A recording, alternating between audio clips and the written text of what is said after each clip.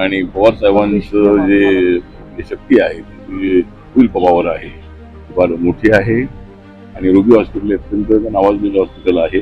Doctor अत्यंत चांगले आहे, तब्येत अत्यंत चांगली आहे असं मला सांगितलेलं आहे आणि मी त्यांना भेटून आलेलो आहे. सर हिंदी में पवार साहब हिंदी में पवार साहब से मैंने अभी मुलाकात की है. मैं दिल्ली से मैं इधर आया और पवार साहब ने बोला कि मेरी तबीयत ठीक है. और पवार साहब ने मुझे पूछा है कि हाउस में चल रहा है क्या. मैंने बोला कि अपना हाउस चल रहा है, राज्यसभा से चल रही है लेकिन लोकसभा में रोज हंगामा हो रहा है, तो लोकसभा नहीं चल रहा है ऐसा मैंने उनको बताया है. और तबीयत मेरी अच्छी है ऐसा उन्होंने बताया है. विलिनीकरणाचं काय व्हावं वाटतं का तुम्हाला? विलिनीकरण व्हावं लागून दादांची अंतिम इच्छा होती. साहेब पण बोलले की झालं पाहिजे, दादांची इच्छा आहे, पण तसं तिकडून काय रिस्पॉन्स दिसत नाही असं बोललं जातंय. अरे मग माझी भूमिका तर सुरुवातीपासून अशी आहे की राष्ट्रवादीचं विलिनीकरण होणं अत्यंत आवश्यक आहे आणि अजितदादा हे सातत्यानं प्रयत्न करत होते आणि पवार साहेबांनी त्यांना अलीकडच्या काळामध्ये होकार दिला होता.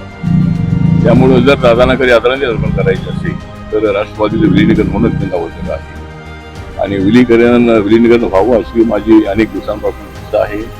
पवार साहेबांचे माझे अत्यंत जवळचे संबंध राहिलेले आहे. त्यांच्या मंत्रिमंडळामध्ये अनेक वर्ष काम केलेलं आहे आणि त्यांच्याबद्दल आम्हाला सगळ्यांना मोठा आदर आहे. नरेंद्र मोदींना सुद्धा त्यांच्याबद्दल आदर आहे. एकदा नरेंद्र मोदीजी बारामतीला गेले होते आणि त्यांनी सांगितलं होतं की पवार साहेबांचा आदर्श माझ्या डोळ्यासमोर आहे.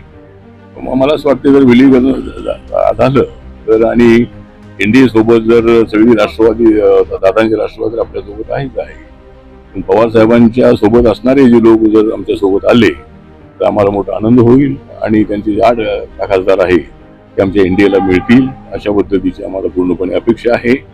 आणि दादांची इच्छा पूर्ण करायची असेल तर विलीनीकरण झालंच पाहिजे आणि पवार साहेबांचा जो ग्रुप आहे तो एनडीए सोबत आला पाहिजे अशी माझी अनेक दिवसांपासून. अडथळा कोणाचा आहे?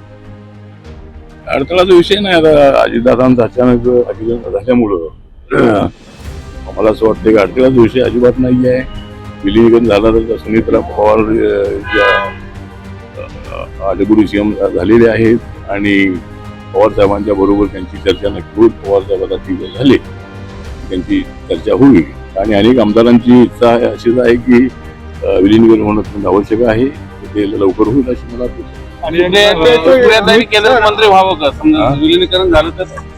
आता सुप्रियाताई मला भेटल्यावरती आणि मी त्यांना बोललेलो आहे की दादांची इच्छा जर होती तर आपलं हे विलीनीकरण होणं आवश्यक आहे आणि तुम्ही आमच्यासोबत आलं पाहिजे, आमच्या मंत्रिमंडळामध्ये आलं पाहिजे अशी मी त्यांना माझं मत काय म्हणलं.